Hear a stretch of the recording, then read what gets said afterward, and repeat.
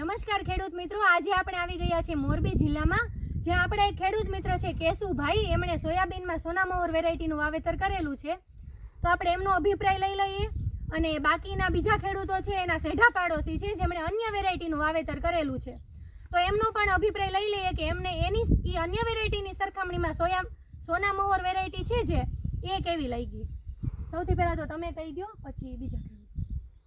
સોનામહોરની variety સારી, વાવવા જેવી ખરી એમ કાયમિક ધોરણે. બીજી વેરાયટી કરતા સારી લાગી મને. તમે ગયા વર્ષે બીજી વાવી હતી, એમાંની આની સરખામણી એમાં જાજો ફરક. બરોબર. શું ફરક લાગ્યો તમને? ફરક એટલે આ ઉતારો સારો દેખાય. પોર આવડા મોટા છોડવા નહોતા થયા, બરોબર. પોરાથી નાના છોડવા હતા. અને ઓણ હાલમાં સારું, કેવી કદાચ લાગી? હાલમાં સારું જ છે. બરોબર. મહેનત ઓછી એમાં. અંધી રીતે સારામાં સારું કહેવાય. ના વાંધો નહીં બાબા, ખેડૂત એમાં કઈ વાંધો નહીં.